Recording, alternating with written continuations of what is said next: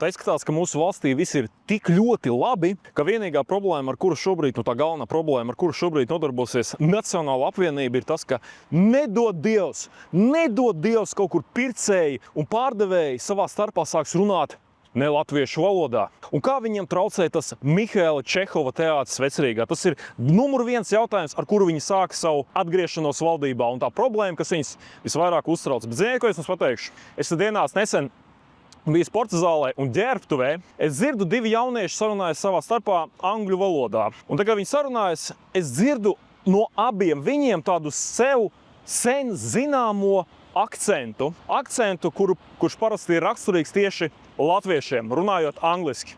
Un paklausoties viņus ilgāk, man salikās 2 + 2, un es visu sapratu. Viņi trenējās angļu valodu tāpēc, lai aizbrauktu no Latvijas, mācīties un iespējams arī neatgriezties. Un tikmēr, kamēr Nacionāla apvienība domās par to, kā viņam traucē Čehova teātris un kādā vietā pircējs un pārdevējs savā starpā runās ne latviešu valodā, iespējams krievu valodā, šādi jaunieši vienkārši aizbrauks no Latvijas, neredzot šeit iespējas. Varbūt būtu pēdējais laiks sākt nodarboties nevis ar valodas jautājumiem, bet ar to, lai šeit iespējas saredzētu ne tikai jaunieši, bet arī visi pārējie, kuri domā par to, lai pamestu Latviju tuvākajā laikā. Paldies!